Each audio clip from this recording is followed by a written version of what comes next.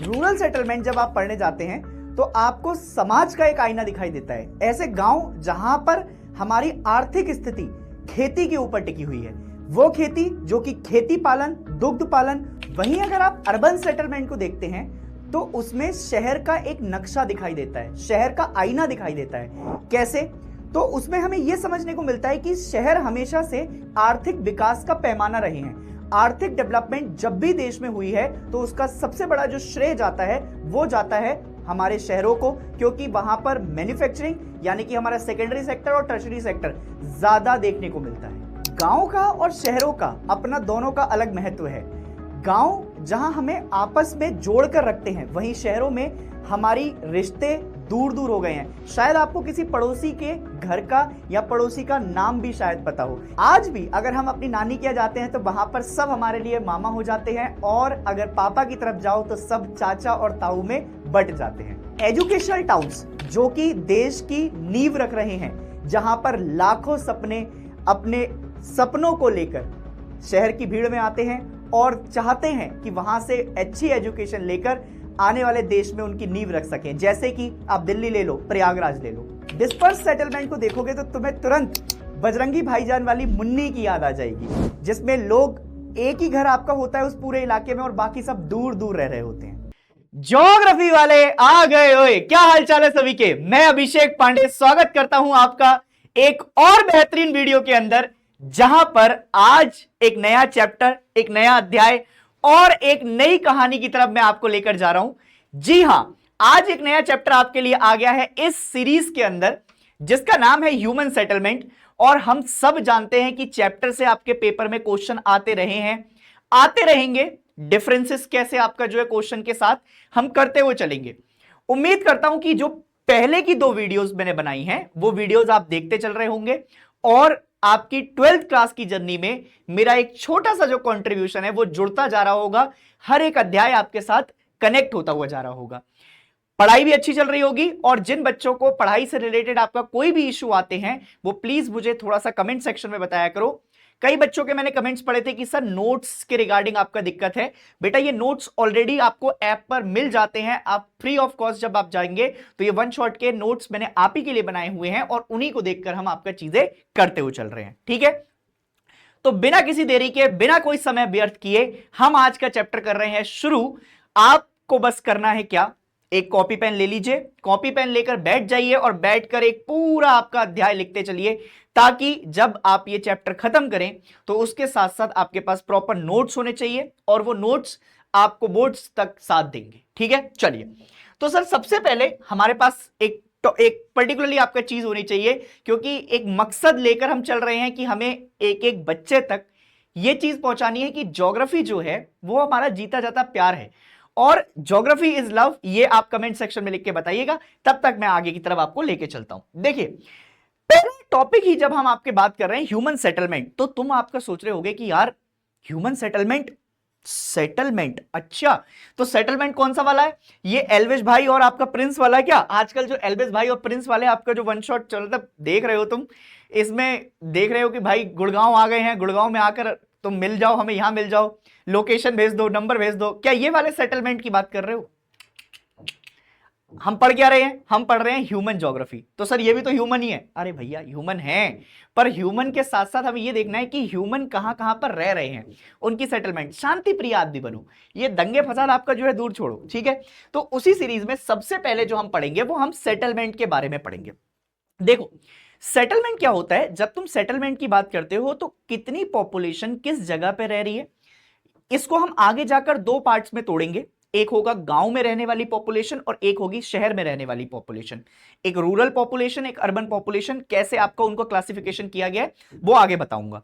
अभी के लिए फिलहाल ये समझते चलिए कि ह्यूमन सेटलमेंट, जब मैं सेटलमेंट के बारे में बात करता हूं तो सेटलमेंट क्या करता है? सेटलमेंट वेरी करता रहता है साइज के हिसाब से और उसके टाइप के हिसाब से। ऐसा हो सकता है कि किसी सेटलमेंट में जहां पर जो पॉपुलेशन रह रही है किसी छोटी जगह में रह रही हो, ऐसा भी हो सकता है कि कोई पॉपुलेशन आपका बड़े पार्ट में रह रही हो पर वहां पर पॉपुलेशन कम हो। तो इसीलिए उसने क्या लिखा है, जो सेटलमेंट है ये साइज के हिसाब से वेरी करती है और टाइप के हिसाब से वेरी करती है। टाइप के हिसाब से कैसे, अभी आगे समझाऊंगा।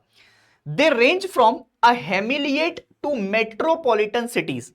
सवाल ये उठेगा कि हेमिलेटेड क्या होता है और हेमिलेटेड सेटलमेंट क्या होती है। थोड़ा सा सब्र करना, हेमिलेटेड का आंसर मैं अभी दूंगा, तो मैं थोड़ा सा आगे समझाऊंगा कि हेमिलेटेड सेटलमेंट क्या होती है। मेट्रोपॉलिटन सब जानते हैं कि मेट्रोपॉलिटन सेटलमेंट हम किसको कहते हैं। तो मेट्रोपॉलिटन सेटलमेंट की तरफ जब हम जाएंगे तो तुम्हारे पास क्या हो सकता है, सबसे पहला हो सकता है दिल्ली, फिर हो सकता है तुम्हारे पास जयपुर भी हो गया है, उसके अलावा मुंबई, फिर कोलकाता, चेन्नई, ये सारे एग्जांपल मेट्रोपॉलिटन सिटीज में ही हम देखते हुए चलते हैं। With size the economic characteristics, पैसा का बात आ गया है यहां, तो पैसे के ऊपर आपका चीजें चल रही हैं। हाँ भैया सुनो, तो इकोनॉमिक कैरेक्टरिस्टिक्स का मतलब है कि इकोनॉमिकल बेसिस के साथ साथ हम सोशल स्ट्रक्चर भी देखते हैं। समाज में जो मतलब आपका एक सोशल तुम्हारा स्ट्रक्चर है वो बहुत अच्छा होना चाहिए। इसके साथ साथ जो सेटलमेंट है तुम्हारी वो धीरे धीरे कर कर चेंज होती जा रही है इकोलॉजी और टेक्नोलॉजी से। अब होता क्या था कि जैसे अगर तुम पहले के जमाने में देखते हुए जाओगे, ठीक है, तो पहले जो सेटलमेंट होती थी, ना तो इतना बड़ा सोशल मीडिया का जमाना था, ना ही अलग अलग एप्स होते थे, ना इंस्टाग्राम इन्फ्लुएंसर जगह जगह जाकर गांव में आपको ये बताते थे कि ये बिल्कुल सेक्रेट प्लेस है, यहां पर आपको आना चाहिए, सब था। पर लोग, आपको पता होता है कि जहां जहां पर जाते थे वहीं पर आपको पहुंच पाते थे। With the time of technology गांव भी चेंज हुए, बहुत सारे गांव आपका चेंज होते गए, सैटेलाइट टाउन बन गए, फिर वो कन्वर्ट हो गए मेट्रोपॉलिटन में, फिर अब वो भी डेवलपमेंट की तरफ चले गए। तो ये सब चीजें क्या है, ये इकोलॉजी हमारी चेंज हो रही है और टेक्नोलॉजी आने से उनका बिहेवियर और उस जगह की आपका जो रूपरेखा है वो भी चेंज होती हुई जा रही है। सेटलमेंट या तो आपका बेसिकली क्या हो सकता है, स्मॉल हो सकता है, छोटा हो सकता है, स्पार्सली स्पेस्ड हो सकता है। स्पार्सली स्पेस्ड का मतलब होता है कि कहीं पर आपका अलग अलग थलग बटा हुआ हो। They may also be large and closely spaced. अब लार्ज क्या, अगर मान लो जगह थोड़ी सी कम है, या जगह लार्ज भी मान लो, चलो लार्ज ही मान लो, लार्ज के हिसाब से भी अगर पॉपुलेशन ज्यादा है तो घर बिल्कुल आपस में जुड़े हुए मिलेंगे तुम्हें, तो वो क्लोजली स्पेस्ड हो जाएंगे। They sparsely located small settlements are called villages specialise in agriculture and the primary activity. बच्चा बच्चा जानता है कि अगर हम गांव की तरफ जाते हैं तो गांव को शुरू होने से पहले ही हमें खेत खलियान दिखाई देने लग जाते हैं।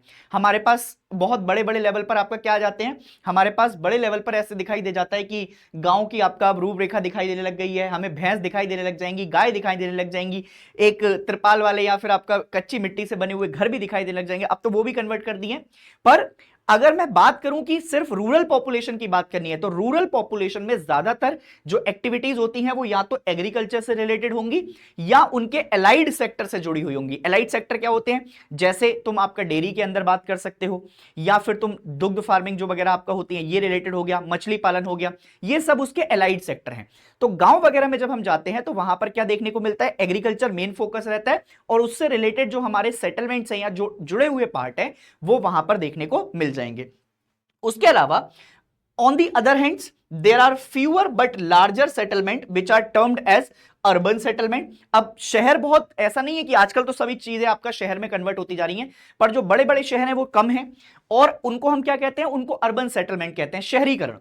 Specialised in the secondary sector and tertiary sector.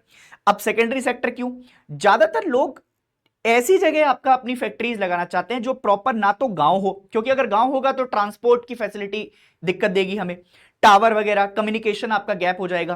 तो जो ना तो प्रॉपर गांव हो और जो ना बहुत ज्यादा शहर हो, क्योंकि शहर में जाएंगे तो महंगाई बहुत ज्यादा है।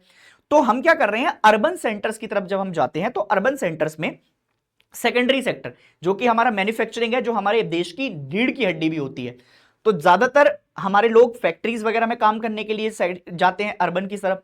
और उसके अलावा टर्शरी सेक्टर जिसमें हम देखते हैं सर्विसेज से रिलेटेड आपका चीजें, तो वो भी हमें कहां पर दिखाई देंगी, शहरों की तरफ। ज्यादातर जैसे तुम दिल्ली की तरफ जाते हो तो दिल्ली में क्या देखने को मिलता है तुम्हें, एडमिनिस्ट्रेशन से रिलेटेड ज्यादातर चीजें, जितने भी हमारे आपका डिसीजन मेकिंग होती है वो कहां से होती है, दिल्ली से होती है।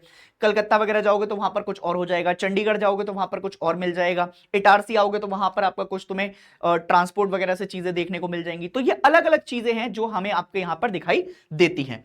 और बेसिक डिफरेंस अगर मैं इनकी बात करूं तो बेसिक डिफरेंस में हमें क्या समझ में आता है, अगर मैं सबसे पहला बेसिक डिफरेंस तुम्हें समझाऊं तो ह्यूमन सेटलमेंट में आपका क्या होता है, clustered of dwellings where human reside, मतलब जहां पर आपका लोग रह रहे होते हैं उसी को हमने क्या कह दिया है, उसी को हमने सेटलमेंट का नाम दे दिया है। Utilising the surrounding area for economic support. अगर मैं देखूं तो हमारा जो आसपास का इलाका है उसको हम किस तरीके से सेटल कर रहे हैं, उसको इकोनॉमिक सपोर्ट के लिए आपका देखने को मिलेगा। The formation of settlement involves both the grouping of people and allocation of tertiary. लोगों के रहने के लिए भी और जो जमीन है उसको भी हम साथ साथ आपका देखते हुए चलेंगे। पर सवाल यह उठता है कि अभी तक आप यह बात कर रहे थे कि रूरल सेटलमेंट और अर्बन सेटलमेंट के बीच में क्या डिफरेंस है। तो रूरल सेटलमेंट और अर्बन सेटलमेंट के बीच में आपका ध्यान से सुनना क्या बातें आती हैं। एक आती है रूरल सेटलमेंट, ठीक है। The rural settlement derive their life support और बेसिक इकोनॉमिक नीड्स कहां से, land based primary economic activity. अब land based primary economic activity क्या क्या हो सकती है। एग्जाम्पल के तौर पर तुम गांव में आप पेड़ लगा लो और पेड़ लगाने के बाद वहां से जो भी तुम्हें फल फ्रूट मिल रहे हैं उनको बेचकर तुम अपनी जीवन यापन कर सकते हो। जैसे तुमने देखा होगा कि अभी जामुन का टाइम चल रहा होता है ना, जामुन आ रहे होते हैं या आम आ रहे होते हैं। तो जो गांव के अंदर जिस किसी की पर्सनल प्रॉपर्टी ना हो और उसके अलावा अगर वहीं पर कहीं पे पेड़ लगे हुए हो तो लोग उस पे से तोड़कर और उसको शहर में लाकर बेचते हैं और फिर क्या करते हैं, उससे अपना आपका थोड़ा सा धन अर्जित हो जाता है उनका। ऐसे ही आपका डिपेंड करता जाएगा अलग अलग करके, ठीक है। इसके अलावा एक होता है कॉमन प्रॉपर्टी रिसोर्स सीपीआर, जो कि पंचायत की गांव मतलब गांव की पंचायत की जमीन होती है। उसमें से अगर तुम्हें फोडर चाहिए, लकड़ी चाहिए, कुछ चाहिए तो वो क्या होता जाएगा, वो इसमें हमें आपका साथ साथ मिलता जाता है। मिलते जाने के साथ साथ यहां पर हम आपका देखते हुए चलेंगे, ठीक है सर। उसके अलावा एग्रीकल्चर जो करते हैं, एग्रीकल्चर से भूसा आता है जो हम जानवरों को खिलाते हैं और जानवरों से आपका दूध मिलता है, वो सारी चीजें मिल जाती हैं। एग्रीकल्चर करते हैं तो उससे हमारे घर में आपका क्या आता है, थोड़ा सा अनाज भी आता है। तो एग्रीकल्चर से रिलेटेड प्राइमरी इकोनॉमी जितनी भी है एक्टिविटीज वो हम सारी कहां पर कर रहे हैं, रूरल सेटलमेंट के अंदर। मेन तो सबसे बेसिक डिफरेंस यही है कि प्राइमरी सेक्टर आपका डिपेंड करेगा रूरल सेक्टर में और सेकेंडरी और टर्शरी डिपेंड करेगा अर्बन सेक्टर में। उसके बाद भी देखते हैं अर्बन सेटलमेंट में क्या होगा, they depend on the processing of raw material. अब रॉ मटेरियल कैसे, जैसे एग्जांपल के तौर पर मान लो गांव से दूध गया, गांव से आपका क्या गया, दूध गया, और इस दूध से हमने क्या किया, शहर में जाकर पनीर बना दिया, रबड़ी बना दी या उससे रिलेटेड आपका और सारे प्रोडक्ट बना दिए और फिर उनको कैफे में सर्व कर रहे हैं।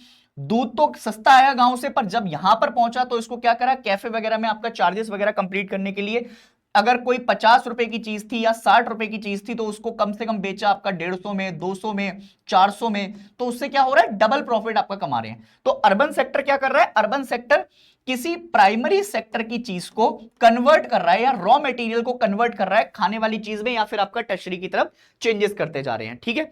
अर्बन सेटलमेंट क्या है, cities act as a node of economic growth. Economic growth क्यों कह रहे हैं हम इसको, अगर तुम देखोगे तो ज्यादातर जो सर्विसेज सेक्टर वाले लोग होते हैं या फिर उसके अलावा आप बात कर सकते हो जो मैन्युफैक्चरिंग वगैरह में एंगेज होते हैं, ये सब आजकल ज्यादातर शहरों की तरफ रह रहे हैं। तो जो ज्यादातर टैक्स वगैरह पे करने की बातें होती हैं या टैक्स पेयर होते हैं वो सब कहां से आ रहे हैं, इन्हीं अर्बन सेंटर से आ रहे हैं। ऐसा नहीं कह रहा हूं कि गांव में लोग आपका टैक्स पे नहीं कर रहे हैं, पर सच्चाई तो ये भी है कि गांव वाले लोगों के पास बेचारे, हमारे जैसे हम गांव से आते हैं तो अब हमारे गांव में आपका जो है लोग बहुत मतलब ज्यादा यापन ही कर पाते हैं, ज्यादा कमा ही नहीं पाते हैं, तो वो टैक्स क्यों देंगे, और उन्हें ज्यादातर टैक्स के बारे में पता भी नहीं है। तो लोग उनसे जैसा कह देते हैं उनको आपका वैसे ही समझ लेते हैं। शहर वालों को क्या है भैया, आजकल आपका जो है बिजली का बिल आ रहा है तो वो भी पे करना पड़ेगा, नहीं आएगा तो लाइट कट जाएगी, है ना। फिर उसके अलावा अब देखो मतलब अपने ही गांव को छोड़कर, मैं एक बड़ी अच्छी लाइन मुझे आपका याद आती है, आराम छोड़कर निकलता हूं घर से, आराम छोड़कर निकलता हूं घर से आराम कमाने के लिए। समझ रहे हो मेरी बात, मतलब सब कुछ है मेरे पास गांव में, एक बढ़िया घर है, माता पिता हैं, सब लोग हैं, मैं आराम से अपनी जिंदगी काट सकता हूं। पर उस आराम को छोड़कर शहर में आता हूं जहां पर काम मिलता है, सब काम करता हूं, क्या करने के लिए, आराम कमाने के लिए, ताकि आराम कमा पाऊं। पर वो आराम कब आपका बूढ़े हो जाते हैं, कब आपका जिंदगी यहां से आपका लेकर चली जाती है किसी दूसरी जगह, किसी को नहीं पता होता। वो आराम कब आता है, सब आपका बड़े हो जाते हैं, इसी जंजाल के बीच में हम बड़े हो रहे हैं, ठीक है। तो cities act as a node of economic growth. Cities act as a economic growth क्यों कह रहे हैं, क्योंकि ज्यादातर जो आपका चीजें हमें मिल रही हैं इकोनॉमिक ग्रोथ की सपोर्ट में, वो कहां से आ रही है, तो वो अर्बन सेटलमेंट से आ रही है। They provide goods and services. तो हमारे पास जो गुड्स एंड सर्विसेज आते हैं वो कहां से आ रहे हैं, अर्बन सेटलमेंट से आ रहे हैं। Not only to the urban dwellers but also to the people the rural settlement in their hinterland in return for food and raw material. तो इससे हमें क्या मिल रहा है, इससे हमें जो आपका रॉ मटेरियल जो आ रहा है गांव से, अब उसको क्या कर रहे हैं, कन्वर्ट कर रहे हैं और उन्हीं चीजों से हम आपका आगे बढ़ते हुए जा रहे हैं। Rural and urban settlement differs in terms of social relationship. ये लाइन बड़ी इंपॉर्टेंट है, कभी तुमसे आपका पेपर में पूछेगी कैसे आपका डिफर करते हैं, तो इसमें पहली लाइन लिखिएगा सोशल रिलेशनशिप। सोशल रिलेशनशिप में कैसे समझाता हूं, छोटा सा आपका सोशल रिलेशनशिप समझाने का मेरा तरीका यह है, गांव में अगर एक पड़ोसी भी है ना, गांव में अगर एक पड़ोसी भी है हमारे यहां, तो हम पड़ोसी को चाचा ताऊ, है ना, ये सब हमारे चाचा ताऊ हैं, और ये सब हमारे चाचा ताऊ अगर नाना नानी की तरह के चले गए तो मामा ही है, सब मामा है, ठीक है। तो हम पड़ोस में किसी के घर में क्या हो रहा है, क्या चल रहा है, उनके बच्चों के साथ बैठना आना जाना रहना, उनके साथ कनेक्टिविटी, उनके साथ सोशल बॉन्ड, समाज के आपका जो कल्चर है वो हमें समझने को मिलते हैं। हम आज अपने घर खाना नहीं खा रहे हैं तो कल उनके घर में बराबर में जाकर खाना खा सकते हैं। शहर में हम आपका बात ही कितना करते हैं, फ्लैट सिस्टम, पड़ोसी पड़ोसी को नहीं जानता है, सालों बीत जाते हैं, 10 साल हो गए, पड़ोस में आपका बात करी कि भाई तुम पड़ोस में आपका जानते हो तुम्हारे कौन रहता है, हमें क्या पता कौन रहता है। तो ये जो सोशल रिलेशनशिप है, ये जो सोशल बॉन्ड है, वो तुम्हें गांव की तरफ ज्यादा अच्छी देखने को मिलेगी, अर्बन में कम देखने को मिलेगी।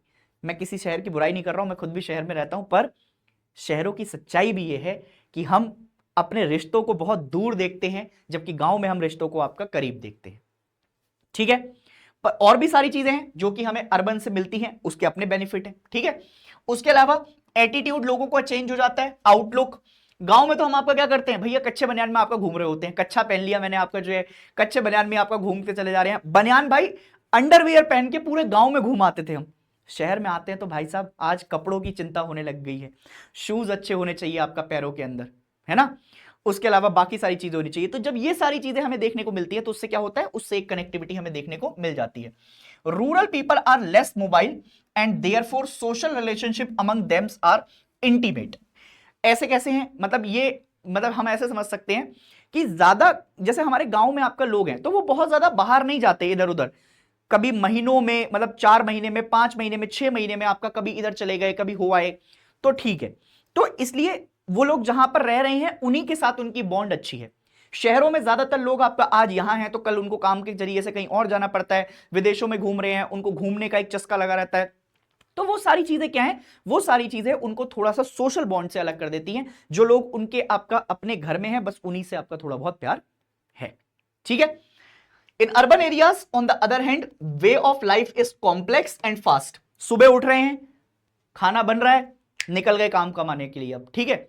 रात को आ रहे हैं 10 बजे, हार्डली आपका 10-15 मिनट, 20 मिनट, 25 मिनट आपका बात होती है हमारे रिलेशन में, फिर हम मम्मी पापा से भी उतना ही टाइम बात कर पाते हैं। घरों पे हम जाते हैं तो अब कब जाते हैं, होली दिवाली पर जाते हैं, बाकी टाइम अपने काम को काम देख रहे हैं, है ना। तो ये रिलेशनशिप बड़ी सी आपका फॉर्मल सी होती जा रही है समय के साथ। जो हमारे बॉन्ड है वो बॉन्ड आपका बहुत पीछे छूटते जा रहे हैं और ये रिलेशनशिप एक फॉर्मल की तरफ अब चलती जा रही है। Types of the settlement are determined by the extent of built up area and inter house distances, ठीक है। In the India compact and clustered villages of few hundred houses is rather universal feature particularly in the northern plains। अगर तुम गंगा के मैदानी क्षेत्र वाली तरफ आओगे, नदर्न प्लेन्स वाली साइड देखोगे तो वहां पर घर बहुत ज्यादा आपका आसपास में बने हुए हैं, जुड़े हुए हैं। उसके बहुत सारे रीजन हैं, क्लाइमेट भी अच्छा रहता है, फिर उसके अलावा आपका वहां पर एक आप देख सकते हैं अवेलेबिलिटी ऑफ वाटर अच्छे से मिल जाती है, रॉ मटेरियल मिल जाता है। ये सारी चीजें हमें आपको धीरे धीरे कर देखने को मिलेंगी। अगर मैं रूरल सेटलमेंट की बात करूं, स्पेसिफिकली रूरल सेटलमेंट की बात करूं, तो रूरल सेटलमेंट को आप देखेंगे तो इसमें क्या क्या इंक्लूड होता है। इसमें देखो सबसे पहले तो अगर हम देखें कि भाई कैसे आपका डिफाइन किया गया है, तो भाई साहब एक तो टेरेन के हिसाब से, पर उससे पहले ना मैं एनसीईआरटी दिखा देता हूं तुम्हें ताकि तुम एनसीईआरटी को कनेक्ट कर पाओ।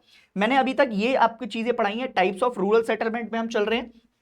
जैसे तुम टाइप्स ऑफ रूरल सेटलमेंट की तरफ जाओगे तो अब इसमें आपका एक चीज दे रखी है बहुत इंपॉर्टेंट, वो क्या दे रखा है, इन इंडिया कॉम्पैक्ट और clustered villages are few hundred, there are various factor and condition responsible for having different type of rural settlement in India.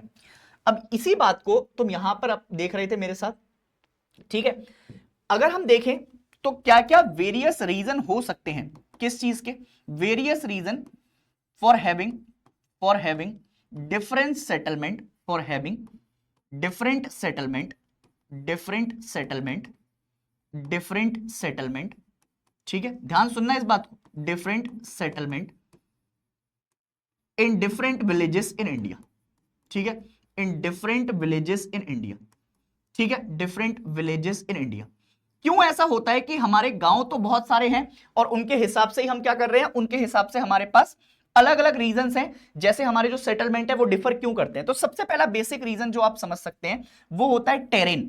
Terrain का क्या मतलब होता है? टेरेन का मतलब होता है कि कहीं पर आपको मैदानी क्षेत्र देखने को मिलेंगे, किसी जगह डेजर्ट वाला इलाका है, कहीं बहुत ज्यादा गर्मी है तो कहीं लद्दाख जैसी जगह में जाओगे तो बहुत ज्यादा ठंडा है, कोल्ड डेजर्ट कह देते हैं उसको, कोई इलाके कोस्टल के आसपास हैं। तो ये क्या है, ये सब हमारी टेरेन्स हैं, फिजियोग्राफिक फीचर्स में आपका डिवाइड किया गया है। उसके अलावा ऑल्टीट्यूड में भी वेदर कर, ऑल्टीट्यूड में भी आपका डिफर चेंजेस कर जाते हैं। कहीं पर 4000 मीटर की हाइट है तो कहीं पर हम देखते हैं कि 7000 मीटर की हाइट पर भी हमें देखने को मिलती हैं चीजें।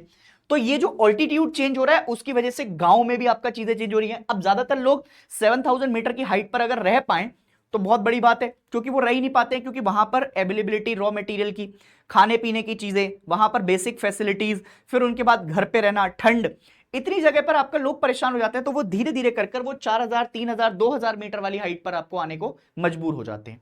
तो इसीलिए क्लाइमेट का बहुत बड़ा इंपॉर्टेंट रोल है, और उसके साथ सबसे बड़ा रोल है अवेलेबिलिटी ऑफ वाटर का।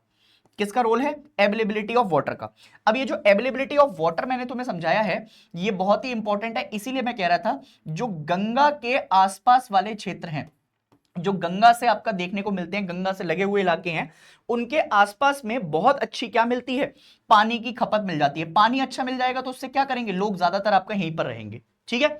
दूसरा क्या होता है, कल्चरल एंड एथनिकल फैक्टर। अब कल्चरल एंड एथनिकल फैक्टर कैसे, मान लो एक समाज के आपका लोग हैं, जैसे अगर तुम देखोगे तो हम देखते हैं कि पर्टिकुलरली किसी समाज से आपका रिलेटेड लोग हैं और उस गांव में ज्यादातर उस समाज से रिलेटेड लोग हैं, तो वो वहीं पर जाकर रहने लग जाएंगे। कल्चरल फैक्टर वहां पर रोल प्ले करता है। फिर उसके अलावा सोशल स्ट्रक्चर बहुत इंपॉर्टेंट है, कास्ट बहुत इंपॉर्टेंट है, रिलीजन बहुत ज्यादा इंपॉर्टेंट है। तो कास्ट और रिलीजन के साथ साथ हम उसको देखा होगा तुमने, कई सारे नाम ही आपका जो है कि भाई ये पर्टिकुलर रिलीजन की आपका गांव है, ये पर्टिकुलर आपका कास्ट के गांव है। तो ऐसे कर आज भी समाज में हमें देखने को मिल जाता है। उसके अलावा तीसरा फैक्टर जो होता है उसको हम कहते हैं सिक्योरिटी फैक्टर। हम वहीं पर रहना ज्यादा पसंद करते हैं जहां पर हमारी फैमिली की सिक्योरिटी हो, रॉबरी कम हो, थेफ्ट कम हो, समाज में आपका स्टेटस अच्छा हो, लोग अच्छे रहते हो, एटमॉस्फेयर अच्छा हो। तो वो हमारे पास ऐसी अगर दिक्कतें कम होंगी तो हमारे पास ये सारी चीजें देखने को मिल जाएंगी कि हम यहीं पर रहना पसंद करते हैं। और इसी तरीके से हमने रूरल सेटलमेंट को, जो हमारे गांव वाले सेटलमेंट है, उनको ब्रॉडली 4 पार्ट में डिवाइड किया है। सबसे पहला सेटलमेंट है क्लस्टर्ड सेटलमेंट। क्लस्टर्ड सेटलमेंट के 2 और भी नाम बताए गए हैं, एक होता है एग्लोमरेटेड और एक होता है न्यूक्लिएटेड सेटलमेंट। दूसरा आता है सेमी क्लस्टर्ड सेटलमेंट, इसको फ्रेगमेंटेड सेटलमेंट के नाम से भी जाना जाता है। फिर आता है हेमिलिएटेड सेटलमेंट, इससे एक एमसीक्यू पेपर में दिखाई देता है, पन्ना, पारी, पाली, ये कौन सी सेटलमेंट का पार्ट है, तो वो इधर से अभी आपको पढ़ाऊंगा मैं। फिर डिस्पर्स सेटलमेंट, और इसको एक आइसोलेटेड सेटलमेंट के नाम से भी हम जानते हैं। बहुत बढ़िया। अब सर सबसे पहले हम बात करेंगे कहां पर, तुम ये घर देख रहे हो, ये ऐसा लग रहा है कि बिल्कुल एकदम कुछ ऊपर से सैटेलाइट से देख रहे हैं तो ये घर नहीं दिख रहे हैं, बिल्कुल एकदम घच्चर दिख रहे हैं। एक घर ये है, इसके साथ ही दूसरा घर कनेक्टेड है, ये घर कनेक्टेड है, ये घर कनेक्टेड है, कनेक्टेड है, मतलब बहुत ज्यादा आपका क्या है, चटर पटर हो गई है एकदम। तो इसी टाइप की सेटलमेंट को हम कहते हैं क्लस्टर्ड सेटलमेंट। क्लस्टर्ड सेटलमेंट में होता क्या है, क्लस्टर्ड सेटलमेंट में अगर आप ज्यादातर बात करेंगे तो यहां पर जो विलेजेस होते हैं हमारे, वो बहुत ही कॉम्पैक्टली पैक्ड है। इसको तुम बिल्कुल वैसे ही डिनोट कर सकते हो कि एक जगह है जहां पर पॉपुलेशन ज्यादा है, यहां पर पॉपुलेशन ज्यादा है बट इसका एरिया भी ज्यादा है। तो यहां पर हमें क्या नहीं लगेगा, हमें आपका ऐसे कॉम्पैक्ट पॉपुलेशन देखने को नहीं मिलेगी। बट अगर एरिया कम है और एरिया में लोग ज्यादा रह रहे हैं तो इसका मतलब है डेंसिटी ऑफ पॉपुलेशन ज्यादा हो गई है। और वो यहीं पर आपको बता रहा है कि यहां पर जो विलेजेस मिल रहे हैं क्लस्टर्ड सेटलमेंट के, क्लस्टर्ड सेटलमेंट के 2 और नाम भी बताए थे, क्या क्या बताए थे, एग्लोमरेटेड और न्यूक्लिएटेड सेटलमेंट। इनको हम क्या कहते हैं, इनको हम कॉम्पैक्ट विलेजेस के नाम पर रखते हैं, जहां पर घर क्या होते हैं, बिल्कुल एकदम आसपास में होंगे, often around a central point like a market और वाटर सोर्स, जहां पर ज्यादातर आपका पानी का हमें मतलब स्रोत मिल जाएगा, अवेलेबिलिटी ऑफ वाटर अच्छी मिल जाएगी, या फिर कहीं पर हम मार्केट के साथ कनेक्टेड होंगे तो वहां पर हमें ये फीचर्स देखने को मिल जाएंगे। ऐसे ही आपका सेटलमेंट देखने को मिलती है। अगर मैं कॉमन फीचर्स की बात करूं तो इसमें एक लाइन बड़ी अच्छी बताई जाती है कि जब हम इन घरों को देखते हैं तो ये किसी ज्योमेट्रिकल शेप को बनाते हुए दिखाई देते हैं। अब वो ज्योमेट्रिकल शेप कोई भी हो सकता है, लीनियर भी हो सकता है, रेक्टेंगुलर भी हो सकता है, डेंड्रेटिक भी हो सकता है, या फिर आपका रेडियल भी हो सकता है। ये अलग अलग शेप है। रेक्टेंगुलर शेप तुम्हें पता होगा, लीनियर, फिर उसके अलावा रेडियल 90 डिग्री कट कर रहे हैं। तो ये सारे आपका इसके कॉमन फीचर हैं। जब भी तुमसे पूछा जाए कि अगर कोई ऐसी सेटलमेंट है जिसमें हमें ज्योमेट्रिकल पैटर्न बनते हुए दिखाई दे, रेक्टेंगुलर, रेडियल, लीनियर, तो वो बात कर रहा है क्लस्टर्ड सेटलमेंट की। अब इसकी लोकेशन देखोगे तो लोकेशन के हिसाब से ही कहां कहां पर दिखाई देगा, मोस्टली जहां पर ऐसे रीजन होंगे जहां पर आपका सिक्योरिटी रिक्वायर्ड है।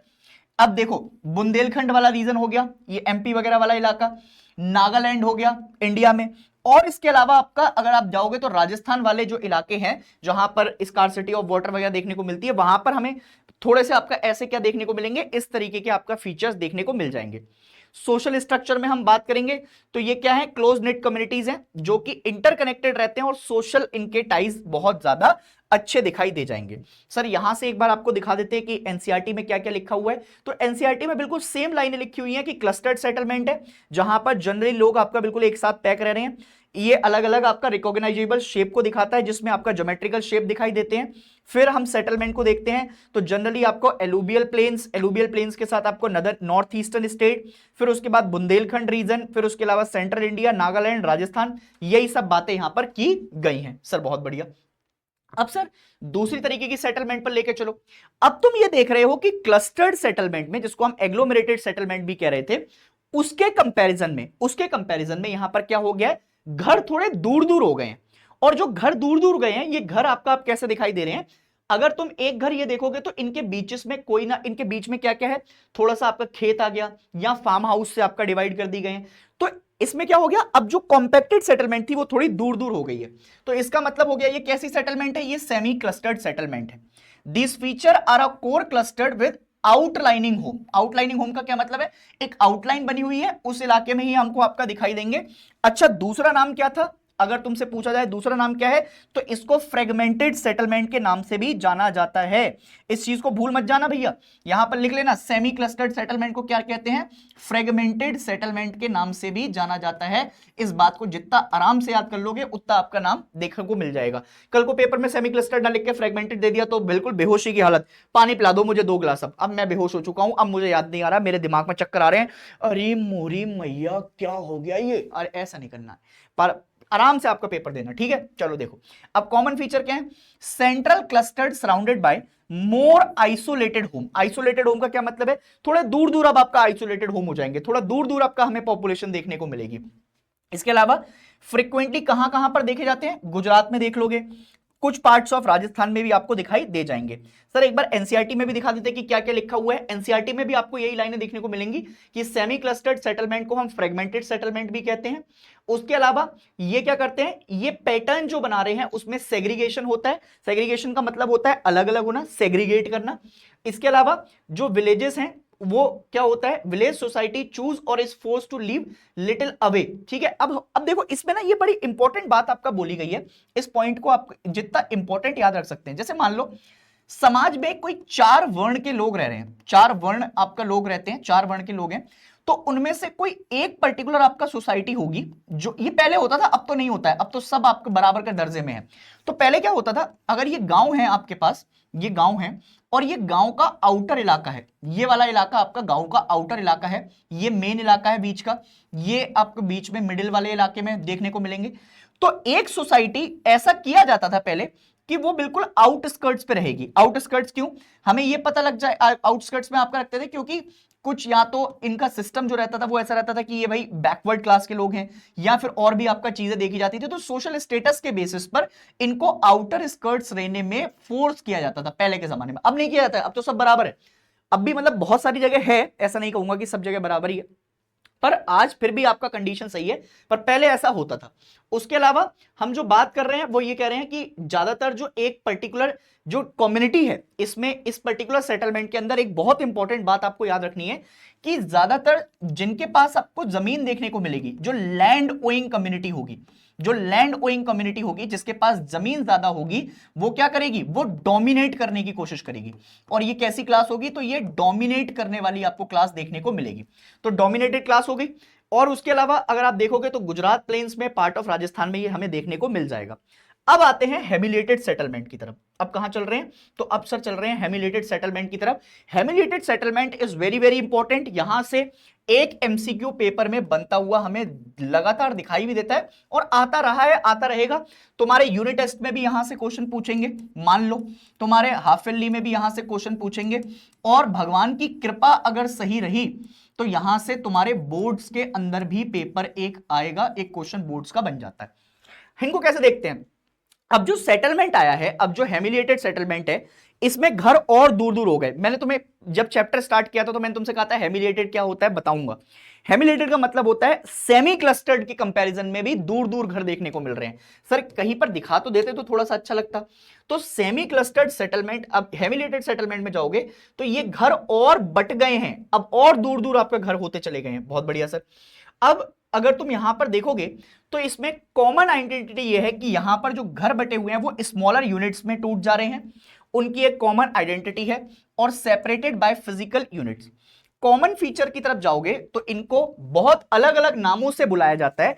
इनके कई सारे नाम दिए गए हैं, जैसे पन्ना हो गया, पारा हो गया, पाली हो गया। इसके अलावा सर एनसीईआरटी में और भी तो नाम दे रखे हैं, आपने शायद सारे नहीं बताए हैं। सुन लो, ध्यान से सुन लो, अगर अभी बता देता हूं, अगर तुम्हें आपका ऐसा लग रहा है तो देखो, पन्ना हो गया, पारा हो गया, पाली हो गया, नगला और धानी, दो नाम और जोड़ लो अगर तुम्हें ऐसा लग रहा है तो यहां पर एक नाम और लिख लो, यहां पर लिख लो नगला, और नगला के अलावा क्या लिख लो, नगला के अलावा एक धानी लिख लो।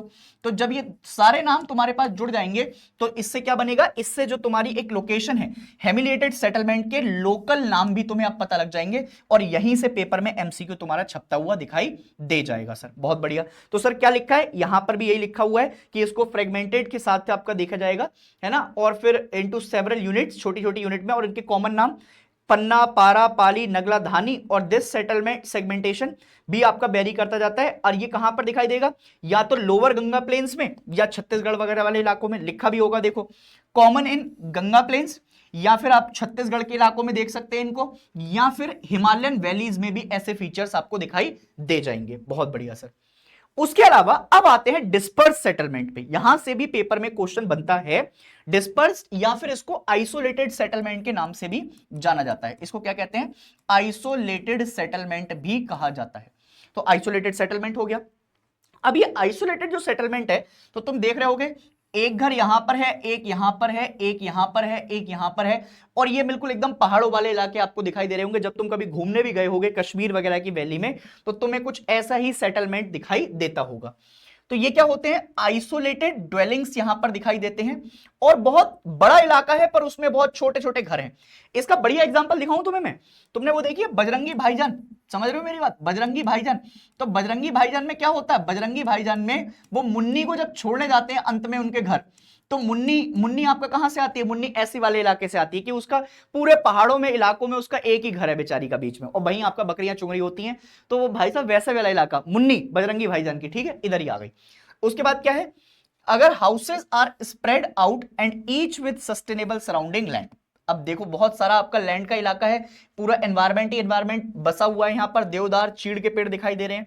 कहां पर दिखाई देता है ज्यादातर, तो भैया टेरेन लाइक हिल्स, और या फिर डेंस फॉरेस्ट में, ऐसे जंगल में आपका दिखाई देंगे।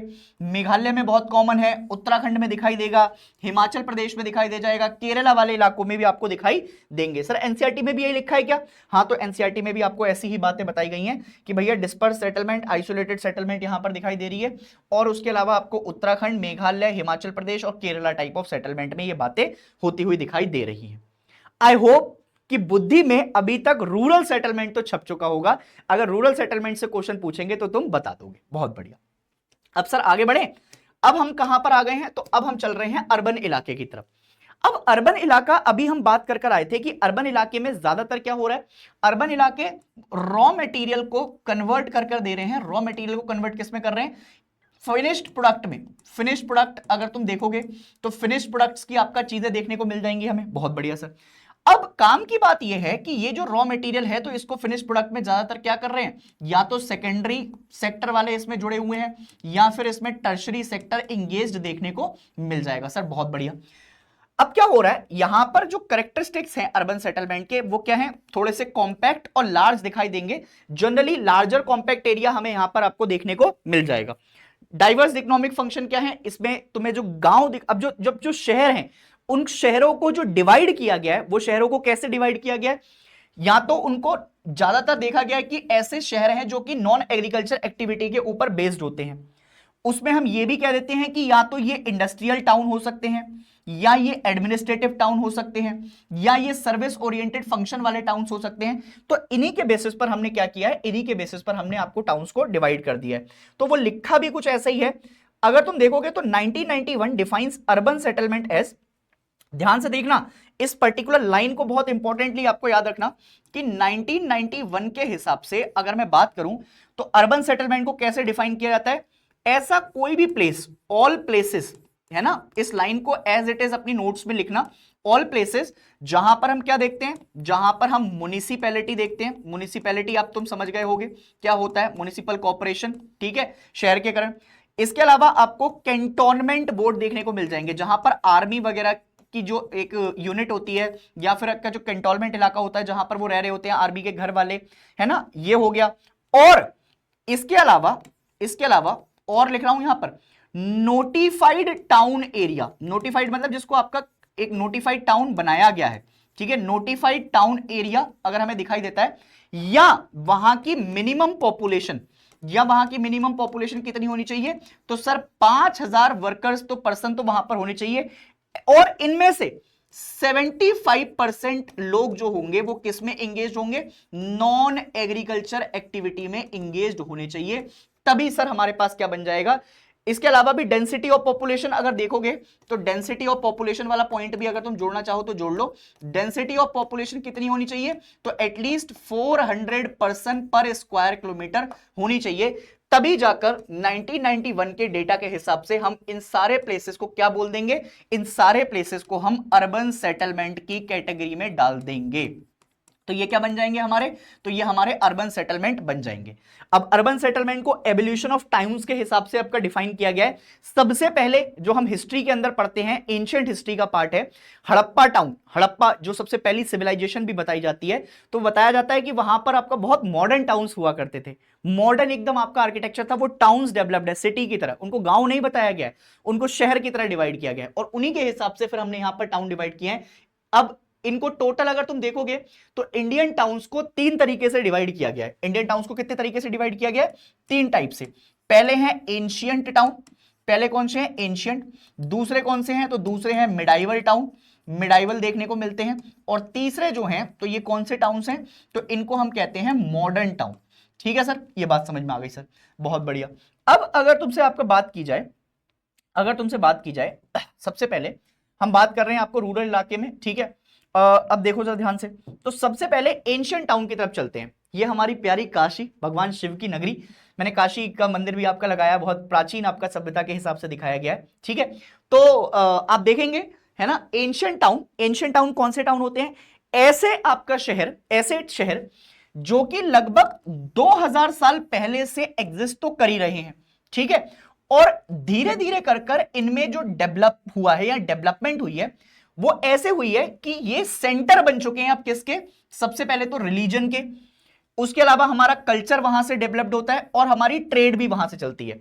तो इन शहरों को हमने कैसा डेवलप किया है, इनकी डेवलपमेंट किस तरीके से हुई है कि हमारे कल्चर को भी प्रमोट करें, ये किसी ट्रेड को भी प्रमोट करें, और उसके साथ साथ ये रिलीजन को भी प्रमोट करते हुए चलें।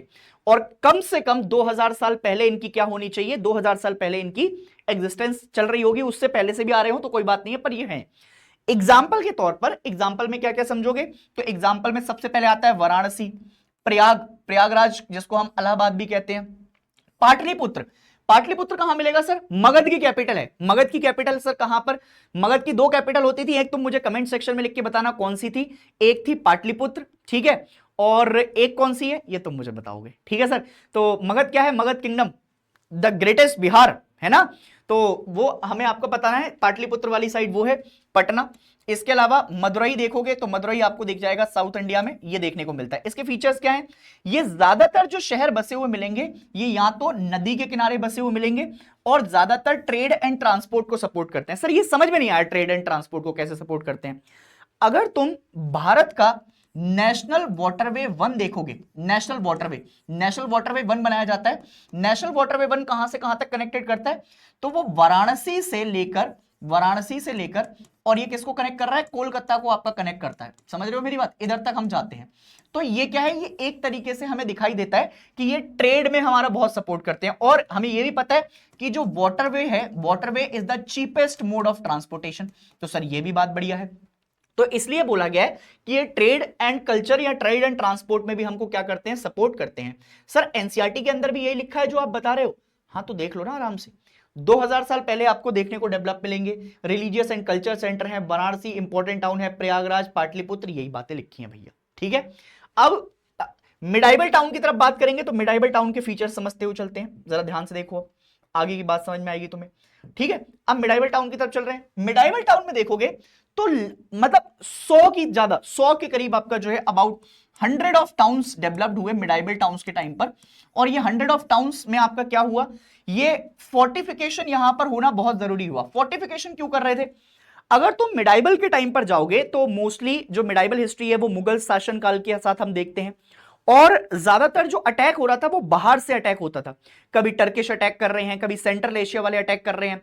तो जो हमारी किंगडम होती थी, जो राजा महाराजा होते थे, वो क्या करते थे, अपने चारों तरफ एक फोर्टिफिकेशन करवाते थे। फोर्टिफिकेशन का मतलब होता है घेराबंदी। ठीक है, जो उनका महल है, इसीलिए तुम देखते हो जैसे तो भाई तुम लाल किले गए होगे तो उसकी दीवारें बहुत ऊंची ऊंची हैं, या फिर अगर तुम कभी राजस्थान गए हो तो वहां पर भी दीवारें जो है वो बहुत ऊंची बनवाई जाती हैं, जिससे जल्दी से कोई आपका दुश्मन हमारे पास अटैक ना कर सके।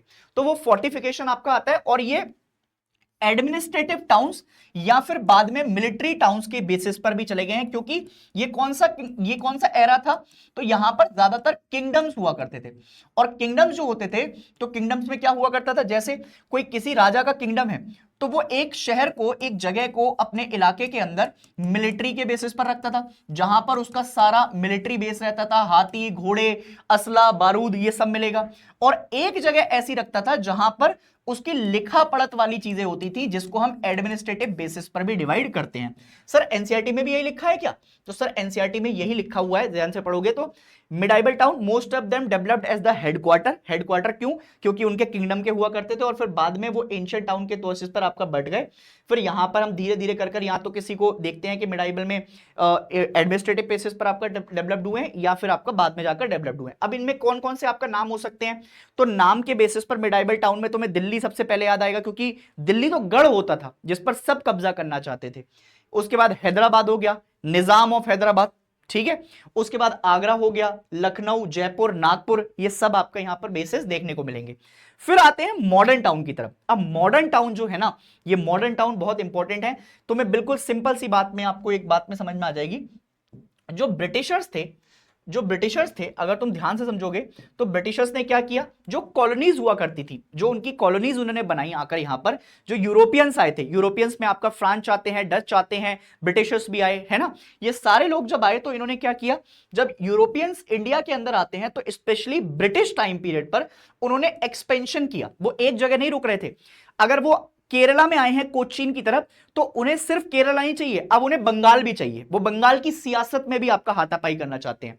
उन्हें सिर्फ अब बंगाल नहीं चाहिए, उन्हें गुजरात वाली साइड भी चाहिए, क्योंकि इधर से हम देखेंगे तो हमारी ट्रेड आसान हो सकेगी। तो इसलिए वो क्या कर रहे थे, एक्सपेंशन कर रहे थे, और इन लोकेशन को स्ट्रेटेजिकली डिजाइन किया गया है। अब स्ट्रेटेजिकली डिजाइन किया गया है तो क्या हुआ, उनकी की शासक से आपका जो है आगे जाकर यही जो ट्रेड के लिए बहुत इंपॉर्टेंट बनाए गए, जहां पर उन्होंने अपना गढ़ बनाया, उसी को बाद में जाकर हमने मेट्रोपॉलिटन के बेसिस पर भी डिवाइड किया।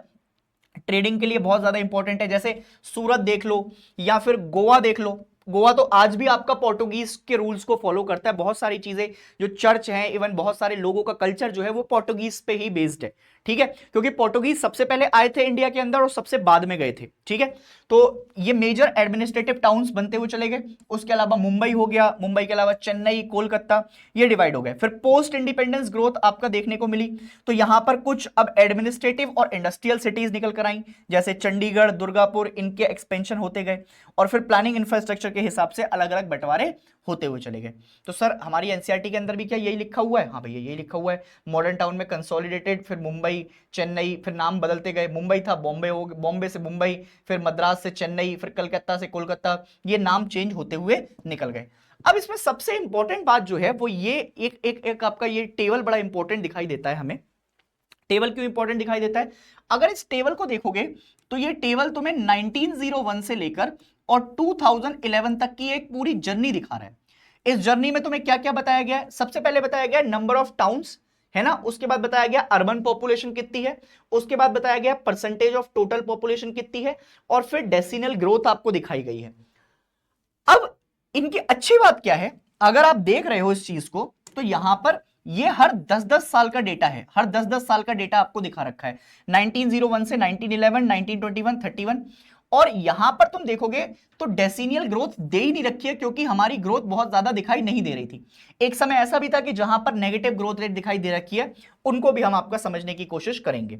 ठीक है, अब बहुत ध्यान से समझना, town based on modern industries also evolved after 1850।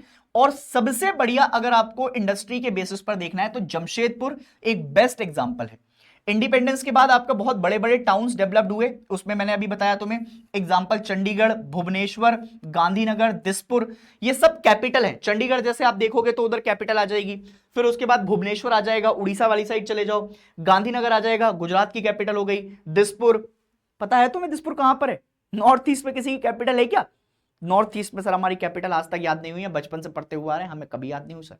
Sir ये मत पूछा करो सर, दिल पे दुख होता है सर बहुत ज्यादा, ऐसी बात मत करा करो सर आप, फिर भी चलो बता देना अगर मन करे तो, ठीक है ना। उसके बाद इंडस्ट्रियल टाउन में कौन कौन से आ गए? दुर्गापुर आ गया, भिलाई, सिंदरी, बरूनी, है ना, और ये सारे आपको नाम दिखाई देंगे। फिर मेट्रोपॉलिटन सिटीज में जैसे अभी इसमें ना एक बड़ी इंपॉर्टेंट बात बताइए कि सैटेलाइट टाउन, ये मैं थोड़ा सा एक्सप्लेन करना चाहता हूं कि सैटेलाइट टाउन्स क्या होते हैं। अगर तुम ध्यान से देखोगे तो सैटेलाइट टाउन्स वो टाउन्स थे एक समय पर, ये सैटेलाइट टाउन की बात यहीं पर की गई है, ध्यान सुनना। सैटेलाइट टाउन क्या होते हैं? मान लो ये इलाका क्या है, ये इलाका आपके पास मेट्रोपॉलिटन सिटी है, ये क्या है? तो सर ये मेट्रोपॉलिटन सिटी है, ये सर मेट्रोपॉलिटन सिटी हो गई। अब होता क्या था, इस मेट्रोपॉलिटन सिटी के आसपास यहां पर आउटस्कर्ट्स पर, यहां पर धीरे धीरे कर ये क्या थे, ये पहले आपके गांव जैसे ही थे, ये गांव जैसे ही थे, पर ये समय के साथ इतनी तेजी से इनकी डेवलपमेंट हुई है, इतनी तेजी से आपका ये डेवलप्ड हुए हैं कि यहां पर अब बाकी सारी फैसिलिटीज भी इंगेज होने लग गई हैं और हमें सब कुछ यहां पर मिलने लग गया है। तो धीरे धीरे कर क्या हुआ, धीरे धीरे कर ये पर्टिकुलरली जितने भी आउटस्कर्ट्स वाले टाउन थे ये डेवलपमेंट की तरफ चले गए, और अब ये इनसे इतने पास हो गए हैं मेट्रोपॉलिटन से कि ये बिल्कुल ऐसा लगता है कि ये वाला जो टाउन था और ये वाली जो आपका मेट्रोपॉलिटन सिटी है, ये दोनों अब एक जैसे हो चुके हैं। तो ऐसे टाउन्स जो कि पहले कहीं आउटस्कर्ट पर हुआ करते थे मेट्रोपॉलिटन के, बट अब वो डेवलप्ड हो गए हैं और उनकी डेवलपमेंट इतनी ज्यादा हो गई है कि वो मेट्रोपॉलिटन से जुड़ी गए हैं, इन टाउन्स को हम कहते हैं सैटेलाइट टाउन। एग्जांपल दे सकते हो क्या सर आप? बिल्कुल दे सकता हूं।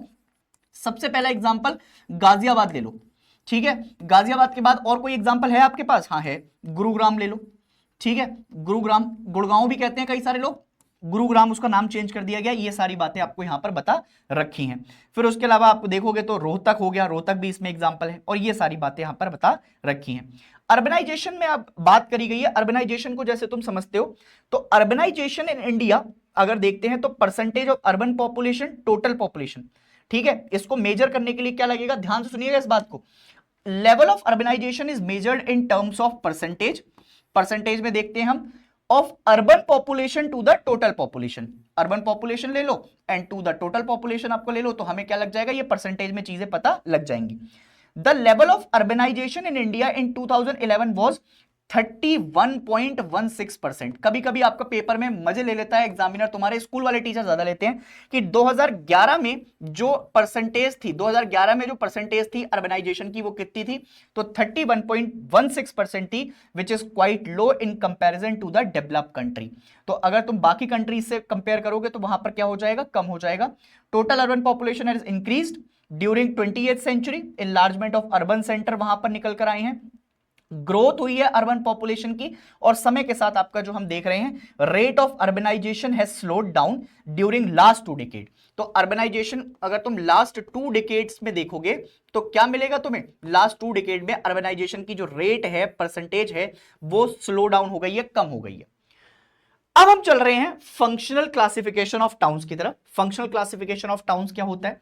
अगर तुम सेंट्रल को छोड़कर, सेंट्रल नोडल कुछ आपका ऐसे भी टाउन्स होते हैं जो कुछ स्पेशल फंक्शन परफॉर्म करते हैं, कुछ स्पेशल फंक्शन के लिए आपको बनाए जाते हैं और इनके लिए कुछ स्पेशल एक्टिविटीज होती हैं, कुछ स्पेशल फंक्शंस की एक्टिविटीज ये परफॉर्म करते हैं, इसीलिए हम इनको स्पेशल टाउन्स या फिर आपका फंक्शनल क्लासिफिकेशन टाउन के नाम से जानते हैं। इसमें सबसे पहले जो हमारे पास आता है वो आता है एडमिनिस्ट्रेटिव टाउन। कौन सा टाउन आता है? Administrative town. अब ध्यान सुनते चलिएगा, ठीक है। ये अर्बनाइजेशन वाली बात लिखिए, 2011 के हिसाब से 31.16% relative to comparatively developed country क्या है? लो है। उसके बाद 28th सेंचुरी में आपका जो है सब कुछ चल रहा था और रिसेंट डेवलपमेंट के हिसाब से लास्ट 2 डिकेड में देखेंगे तो लास्ट 2 डिकेड में ये परसेंटेज कम हुई है। तुम्हें भाई साहब नोट्स बनाने की कहीं अलग से जरूरत है ही नहीं, तुम्हारे लिए पूरा नोट्स का जुगाड़ ये कर रखा है, ठीक है। अब आते हैं सबसे पहले एडमिनिस्ट्रेटिव टाउन पर। एडमिनिस्ट्रेटिव टाउन्स किसको कहते हैं, क्या होते हैं एडमिनिस्ट्रेटिव टाउन, वो समझने की बहुत ज्यादा जरूरत है। तो एडमिनिस्ट्रेटिव टाउन्स जो होते हैं ये एडमिनिस्ट्रेशन से रिलेटेड होते हैं। जैसे हम किसी आपका एक स्टेट में रहेंगे और उस स्टेट में कोई एक ऐसी जगह होगी जहां से पूरी स्टेट का एडमिनिस्ट्रेशन चलता होगा, बिल्कुल सही बात है। तो ऐसे टाउन जो कि एडमिनिस्ट्रेटिव हेडक्वार्टर होते हैं, हायर लेवल पर या गवर्नमेंट वगैरह की आपको ऑफिसेज यहां से देखने को मिलते हैं। एग्जांपल समझा दो जरा, चंडीगढ़ ले लो, नई दिल्ली ले लो, भोपाल ले लो, शिलोंग ले लो, गुवाहाटी ले लो। आलू ले लो क्या सर? आलू ले लो, कांधा ले लो। अरे नहीं भैया, मतलब ले लो का मतलब होता है कि एग्जाम्पल के तौर पर, है ना। Characteristics, typical features, government buildings, offices, यहां पर रीजनल नेशनल पॉलिटिकल एक्टिविटीज ज्यादातर यहीं पर देखने को मिलेंगी। तो इनको हमने क्या कह दिया? इनको हमने एडमिनिस्ट्रेटिव टाउन कह दिया। फिर आते हैं इंडस्ट्रियल टाउन की तरफ। इंडस्ट्रियल टाउन कौन से होते हैं? Towns where primary economic activity is manufacturing और इंडस्ट्रियल प्रोडक्शन, जहां पर या तो हमें इंडस्ट्रीज से रिलेटेड कुछ ना कुछ मिल रहा है, ज्यादातर इंडस्ट्रियल फंक्शन में लोग एंगेज्ड हैं, या फिर उनकी जो ज्यादातर इकोनॉमिक एक्टिविटी है वो कैसी है? वो मैन्युफैक्चरिंग के ऊपर बेस्ड है और मैन्युफैक्चरिंग को सपोर्ट करती हुई दिखाई देती है।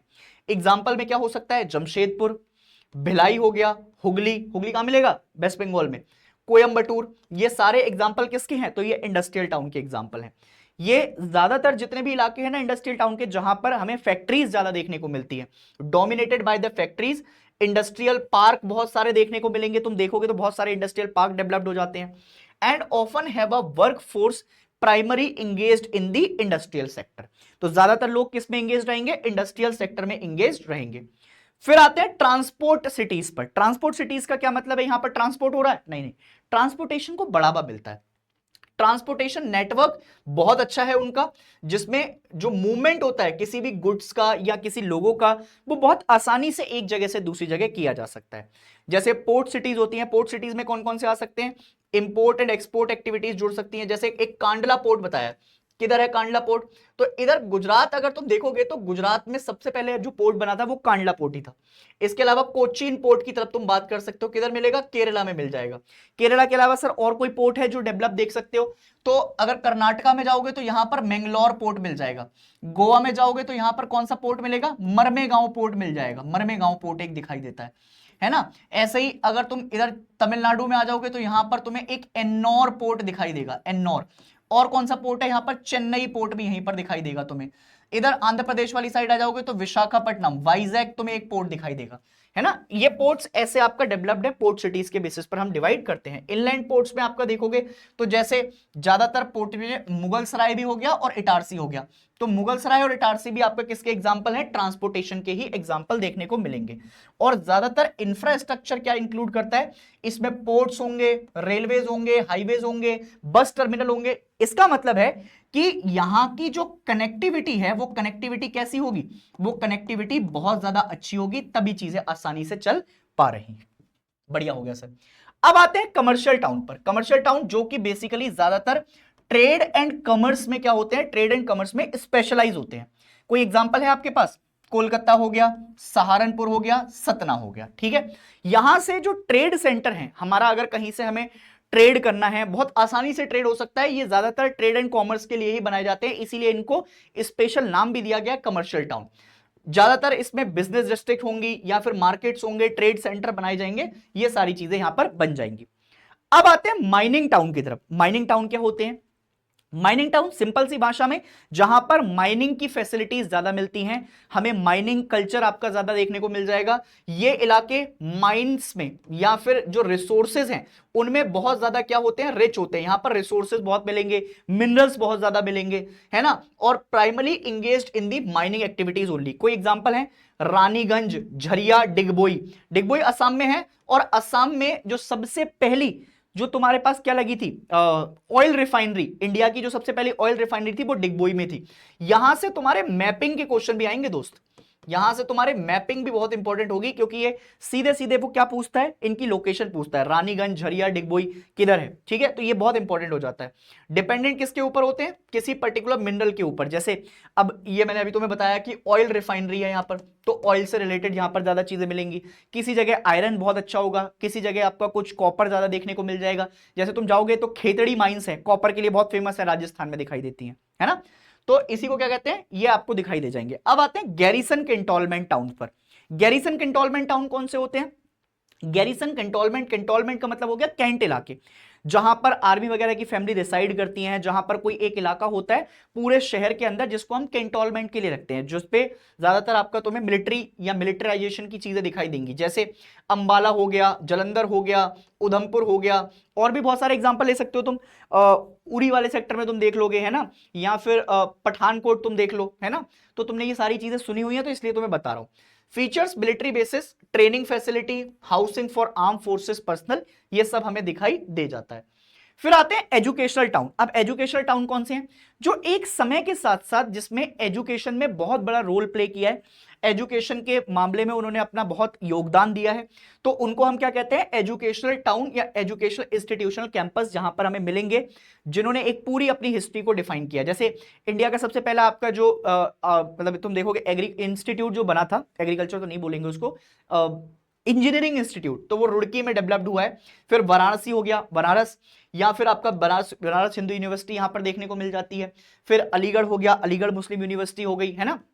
आजकल तो और भी बहुत सारे यूनिवर्सिटीज वगैरह पे भी हम बेसिस पे देख लेते हैं कि कॉलेजेस वगैरह, जैसे दिल्ली यूनिवर्सिटी हो गया तुम्हारा एक हब, तो ऐसे एजुकेशनल टाउन्स क्या हो चुके हैं, डेवलप्ड हो चुके हैं। अब आते हैं रिलीजियस और कल्चरल टाउन पर। रिलीजियस और कल्चरल टाउन जहां पर आस्था का प्रकोप है, देखो इस पे मतलब आपका जो है तुम्हें ज्यादातर आस्था ही दिखाई देगी, और इनको मतलब मैं अगर नहीं भी बताऊं तो तुम्हारे दिमाग में एक आपका बिल्कुल एकदम ऐसी इमेज बन जाएगी। ज्यादातर तो हम करते रहते हैं ना कि हमें मथुरा जाना है, हमें वाराणसी जाना है, हमें वृंदावन जाना है, तो वो सारी जगह, पुरी हो गया जगन्नाथपुरी, मदुरई हो गया, मथुरा हो गया, वाराणसी हो गया, द्वारकापुरी हो गया गुजरात में, बद्रीनाथ धाम हो गया, केदारनाथ हो गए, ये सब क्या है, ये रिलीजियस कल्चरल सेंटर ही हैं। इन्हीं को टाउन्स पे, पर उनको टाउन्स इसलिए नहीं कहते क्योंकि जैसे अब केदारनाथ जी हैं, वहां पर कोई टाउन नहीं है, तो वहां पर कुछ ही इलाके हैं, जब वो 6 महीने इधर रहते हुए, और यहां पर क्या है, यहां पर सदाबहार आपको एक टाउन बसा दिया गया जिसमें आप जाते हैं, जहां पर जब जाएं आप पूजा कर सकते हैं।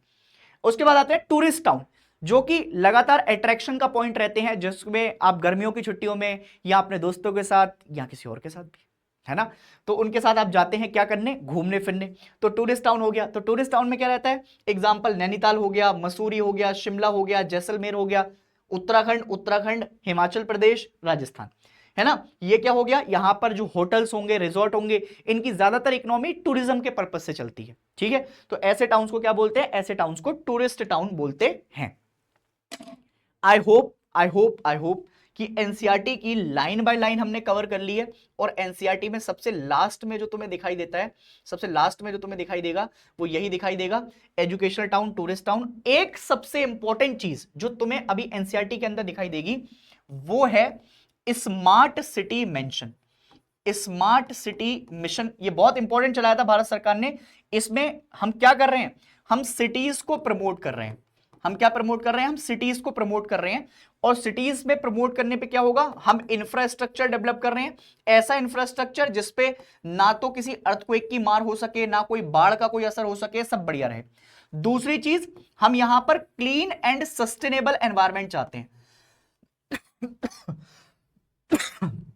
सस्टेनेबल क्या होता है सर, सस्टेनेबल का मतलब होता है अगर हम डेवलपमेंट कर रहे हैं तो ऐसा ना हो कि 4-5 साल के बाद वो खत्म हो जाए, ऐसा डेवलपमेंट जो आगे हमारी जनरेशंस तक देख पाए।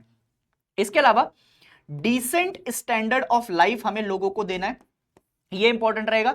एनवायरमेंट बहुत ज्यादा इंपॉर्टेंट हमें देखने को मिलता है ये। उसके बाद स्मार्ट सिटी का एक और बढ़िया इंफ्रास्ट्रक्चर बहुत अच्छा डेवलप्ड हो जाएगा, है ना। डिजास्टर वहां पर अगर आए तो डिजास्टर्स हम क्या कर सकते हैं, उसे डिजास्टर प्रोन बनाएंगे, ठीक है। डिजास्टर मतलब आपका वहां पर ना आ सके। फिर उसके अलावा आपका यहां पर सस्टेनेबिलिटी, इंक्लूसिव डेवलपमेंट करना है यहां पर, ऐसा डेवलपमेंट जो हमेशा आपका चलता जाए, ठीक है।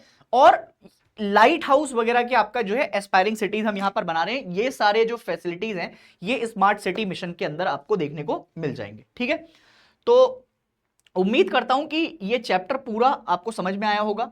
तुम्हें रुकना नहीं है, थमना नहीं है जब तक तुम खुद को ना पालो, है ना।